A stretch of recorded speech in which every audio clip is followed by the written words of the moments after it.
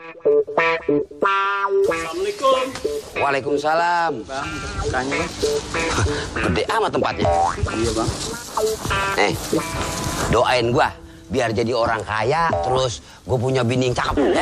Yang kaya dikit banget nasinya bang. Lagi lu. Nah, ini dah tuh.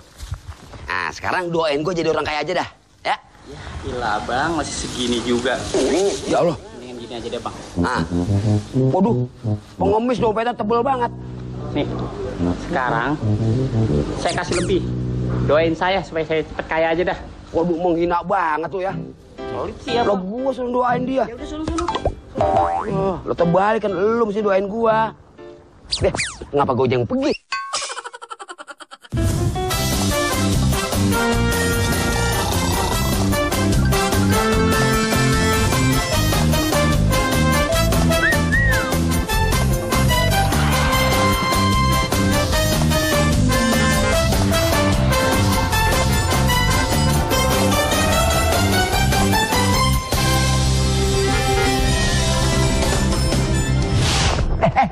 Sini, Kismin, sini.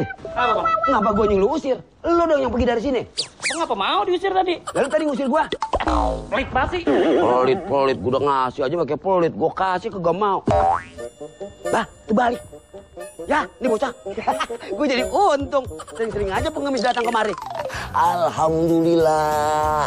Tuh, kalau Allah udah ngasih rezeki, nggak kira-kira lewat pengemis aja bisa. Den, Ya Pak Us. kenapa sih dari dalam kayaknya berisik amat di luar? Itu pengemis kurang ajar bener. Kurang ajar kenapa? Saya udah kasih nih. Ah. Kan biasanya kalau kita ngasih sama pengemis kan kita aja dong minta doa biar ada imbalannya. Terus? Dia bilang kurang. Saya tambahin. Ah. Nah terus saya tambahin aja. Dia malah balikin. Dia ngasih saya terus saya suruh doain dia. Terus saya diusir lagi. Udah, sekarang gue tanya, lu dapat untung berapa itu duit? Kok tahu saya mau dapat untung? Nah tuh gue lihat duit lu dari mana coba segede gitu? Iya ini saya ngasih 12.000. Terus? Dia nyuruh saya. Malah banyakan dia ngasih gocap. Terus gimana nih? Ya lu kudu pulangin. Lu mau makan nih duit, makan duit orang susah. Kalau nasi saya makan, duitnya kagak. Aduh, salah cerita nih sama Ustadz. Bisa hilang rezeki di tangan nih. Ya maksud gue, lu kepengen nih ngegunain barang yang bukan milik lu. Jangan ikut-ikut di dia orang. Yang duduk di tempat enak, udah digaji, udah fasilitas negara dikasih. Masih segala uang orang susah, diembat abis-abisan. Lu mau kayak gitu? Oh enggak. Dosa. Iya Nggak makanya. boleh itu. Pokoknya gini, prinsip lu memberi, ya sudah, wala tamnun tastakfir. Kalau kita memberi, jangan berharap mendapatkan sesuatu. Ya urusan doa mah ya, kalau dia mau ngedoain alhamdulillah, ya enggak ya udah ya lu ngedoa sendiri aja sama Allah. Udah lu pulangin sono. Benar Ustadz itu. Tapi udah jauh, Tad. Saya kan kerjaan masih banyak, Kono. Udah lu Ntar gini, pulangin. begini. Itu Ustadz sambil ngomong bocah. Sekalian anterin saya mau di dapur kotor banget udah anak ini. Kemarin aja lu suruh nyiram tanamannya sendiri, suruh nyari air malu. Nih pulang dah. Udah. Susah banget. Susah bagaimana? Udah. Ya elah.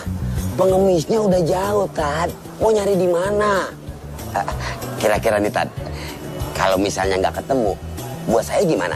Kan rezeki saya. Oke nggak? Din, tadi kayaknya Ustadz pengen bareng sholat Jumat. Ikut gua tadi.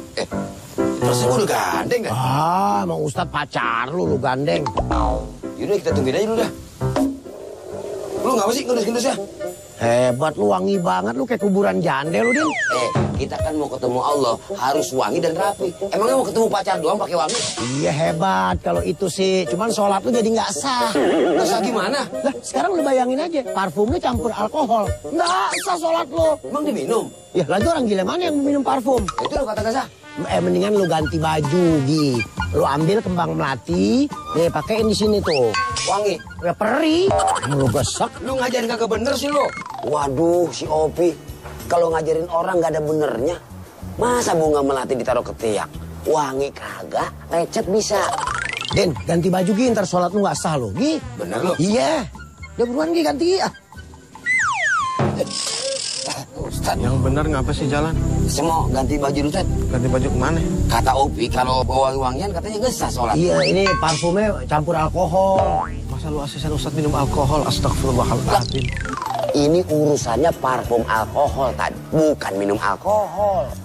Tolong dipahami, Tad. Penting tuh. pakai di minyak wangi. Ustaz. Minyak wangi. Oh, pakai alkohol minyak wanginya. Oh, iya emang parfum tuh ada dua. Parfum yang pakai alkohol sama parfum yang non alkohol. Nah, ada di dalam satu kitab judulnya Anta Tas'al wa Islam Tujib. Itu karangan Imam Asy'arawi. Jadi yang dimaksud dengan alkohol di sini adalah bukan alkohol yang untuk diminum. Gitu. Nah, kalau alkohol buat diminum udah jelas. Ya kan? Nah, ini yang dipakai buat parfum. Itu kalau nggak salah namanya alkohol denat. Jadi orang kalau minum ini juga dia mati. Jadi saleh. Ya nggak apa-apa gitu. Cuma mungkin akan berbeda lagi kalau orang yang punya sifat warok. Warok itu artinya penuh dengan kehati-hatian. Ya memang juga sudah ada fatwanya bahwa boleh nggak apa-apa gitu. Iya. Tuh, lu sih Pi, udah wangi. Kalau kata nggak boleh. Iya kan tadinya gue belum tahu, sekarang kan gue udah tahu. Oh ya udah yuk, Tad. Mau kemana? Lah sholat. Sholat Jumat. Kalau Jumat dari Hong Kong. Ini gue udah mau pulang, udah beres. Astagfirullah, Ustaz. Itu kan sholat Jumat di Hong Kong. Di Indonesia itu belum selesai. Hong Kong. Coba amat sholat Jumat di sono. Dari tadi kan gue udah teriakin lu buru-buru. Sudah ribet urusan ini, urusan itu. Ini orang sih. ribet mah ditinggal. Lu sih lu. Selebar pojok lu semprot. Akhirnya gara-gara minyak wangi kita ketinggalan nih. Ini kan pengen wangi. Mau sembahyang apaan begini nih? Allah harus rapuh. Udah, yang penting lu jalannya dari hari Kamis jadi nggak ketinggalan. Enggak, yang nginep dulu. Tut, baunya kayak kabel kebakar. Batal jadinya. Ya, lu tahun kebuatan bukan terusin. Bagaimana gue bisa terusin? Kalau gue sedot habis gue pikun.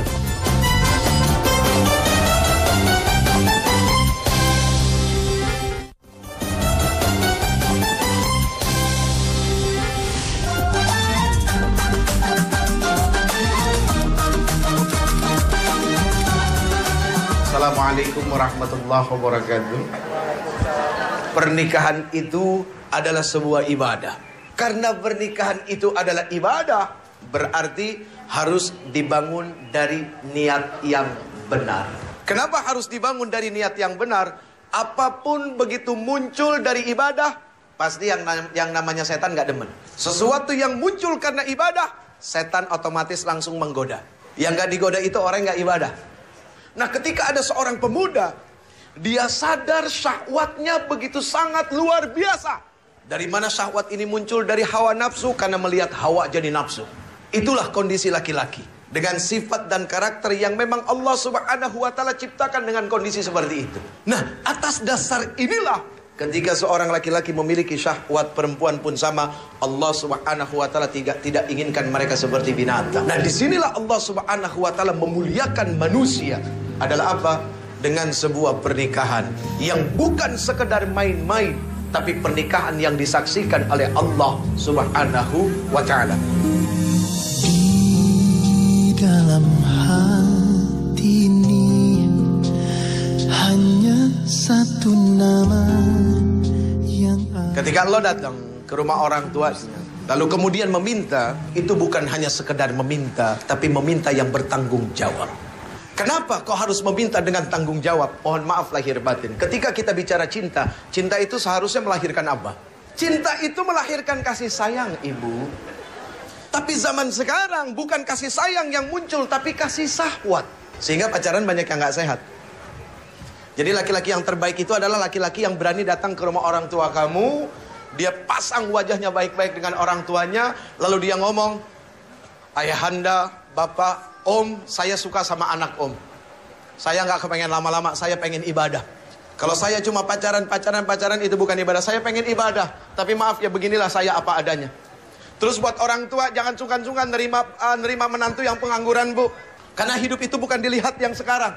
Apa yang kita lihat sekarang belum jadi jaminan. Itu yang paling penting. Bahwasanya manusia tidak bisa dilihat pada hari itu. Allah yang punya hak untuk merubah manusia. Jadi kalau kita melihat manusia pada saat dia datang, dia meminta anak kita, dia pengangguran, ditolak, picik pandangan orang tua. Mohon maaf lahir batin. Karena hanya melihat hari itu. Berarti seperti tidak punya Allah, bahwa hidup yang akan datang itu milik Allah. Kita punya kewajiban mensupport anak kita, memberikan semangat buat mereka, bahwa hidup kamu tidak dilihat dari yang sekarang. Sekarang kamu boleh bahagia dengan orang tua kamu karena orang tua kamu kaya. Tapi besok kalau orang tua kamu dicabut nyawanya, itu harta bukan harta kamu. Kalaupun engkau punya, itu bukan milik kamu. Kamu tidak menikmati mencarinya. Kamu hanya menikmati nikmat warisannya, tidak lebih daripada itu.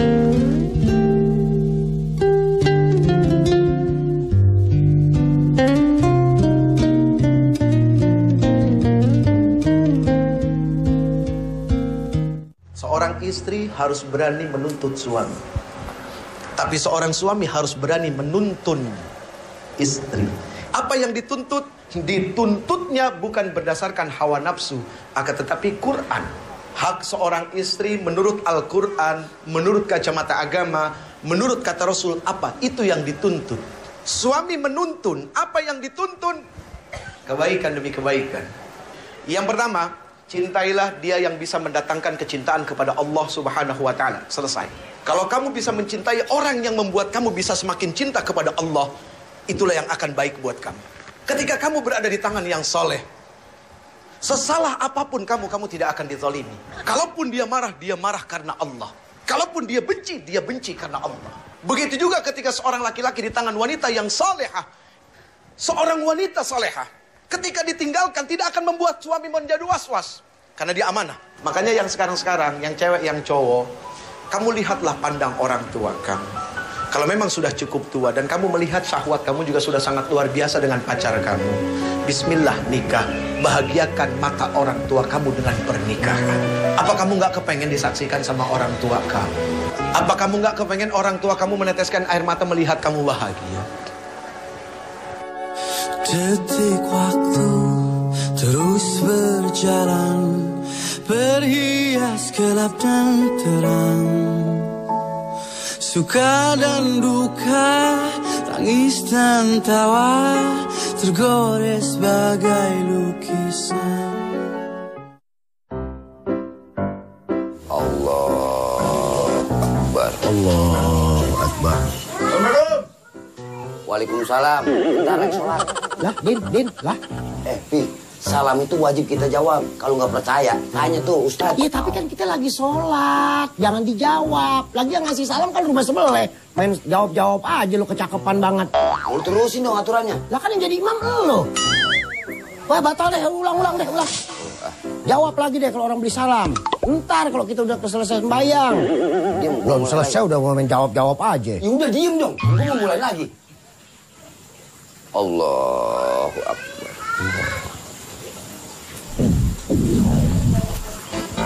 Allah.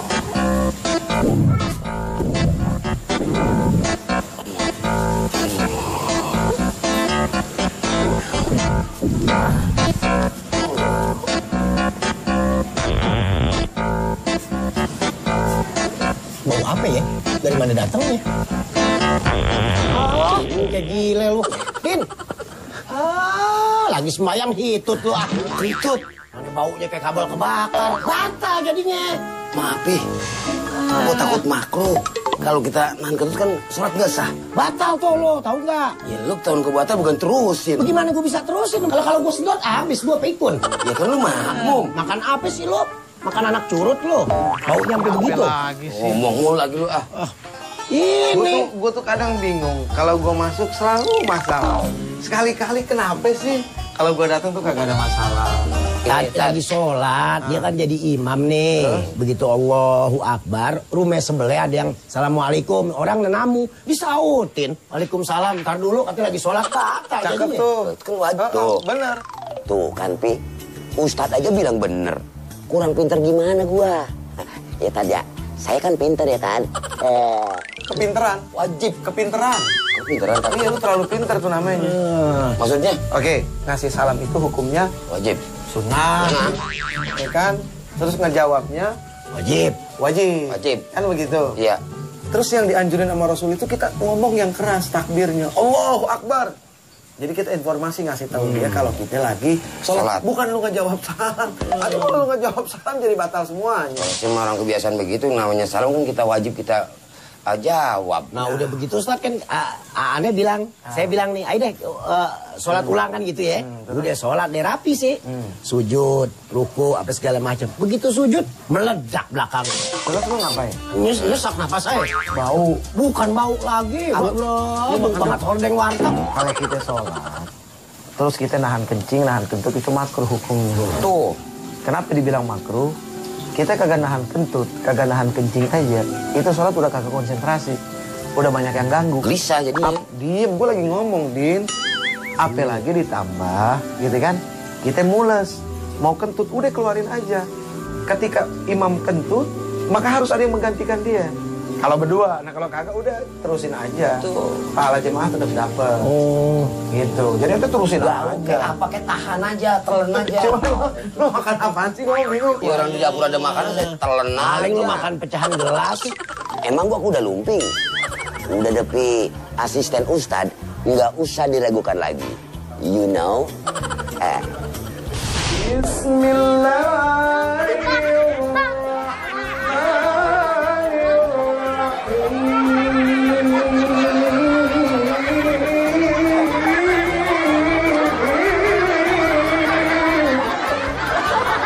Din, gue bingung malu kenapa ngaji terus orang ketawa, Din.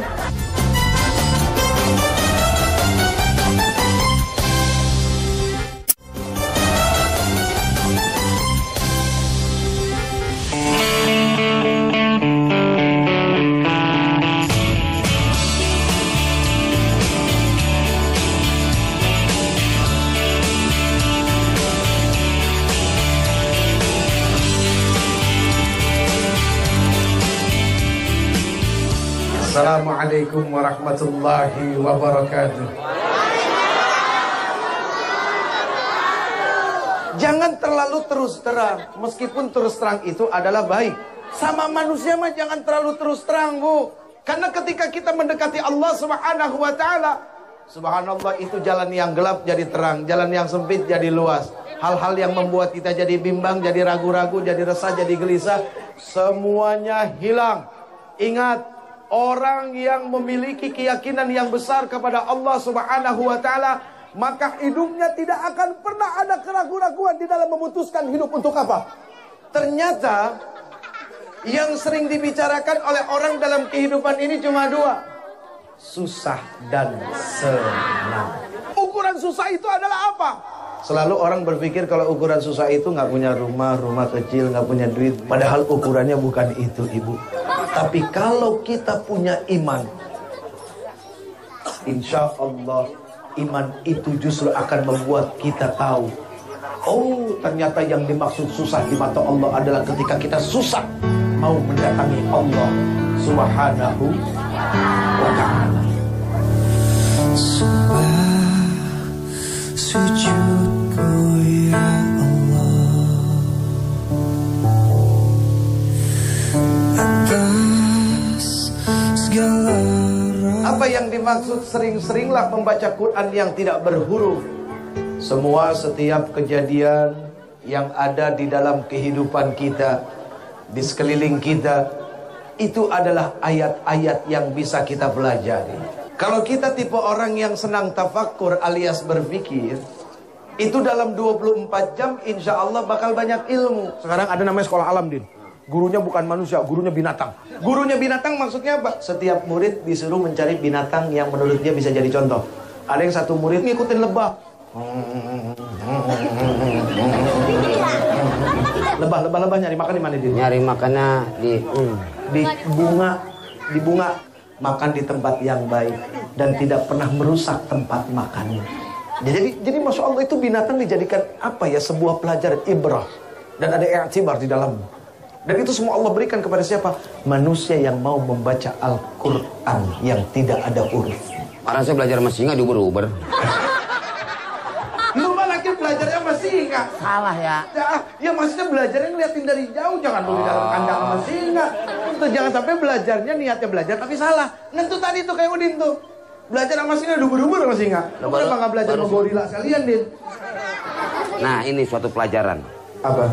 Jangan sama singa.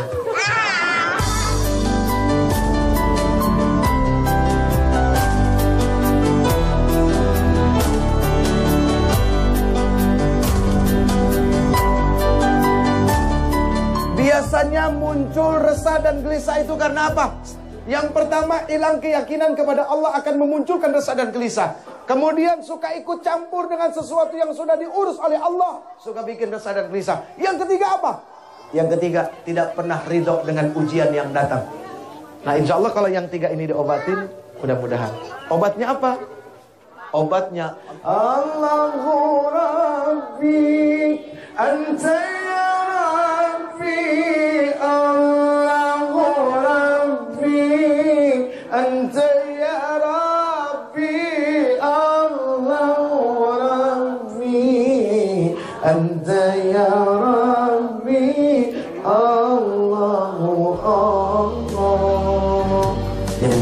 meyakinkan diri kalau Allah itu adalah Tuhan kita.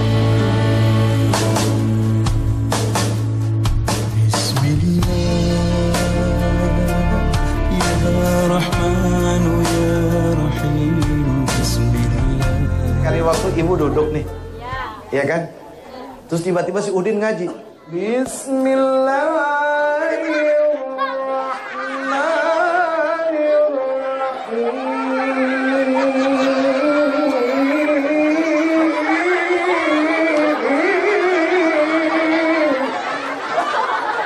gue bingung malu kenapa ngaji terus orang ketawa, Din. Udah mendingan lu jangan ngaji dah. Lu ngaji orang ketawa apa kagak aneh ini urusannya. Kadang-kadang kan kita kepengen jadi hamba yang bertakwa. Nggak usah ngomong bertakwa dulu, menjadi hamba saja sudah susah. Karena hamba itu kan artinya abdun. Abdun itu kan ya berserah diri, menyerahkan segala sesuatu sama Allah. Kita boleh ngaku sebagai hamba, tapi apakah benar-benar sudah diaku oleh Allah kalau kita adalah seorang hamba? Kalau misalnya saya pengen masuk surga, mati dulu kalau mau masuk surga tuh, kata bocah juga ngomong. Mati dulu. Pertanyaannya, begitu udah mati bener nggak masuk surga, ini yang ditakutin. Sekarang kira-kira kalau kita ngomongin amal kita dan perbuatan kita setiap hari, kira-kira kita ngarahnya kemana, surga apa neraka? Jujur aja jawab, jujur kita apa adanya. Ternyata amal perbuatan kita yang sekarang kita lakukan masih menuntun kita kepada neraka, belum kepada surga. Jadi surga mah belum pasti, yang sudah pasti adalah ke neraka.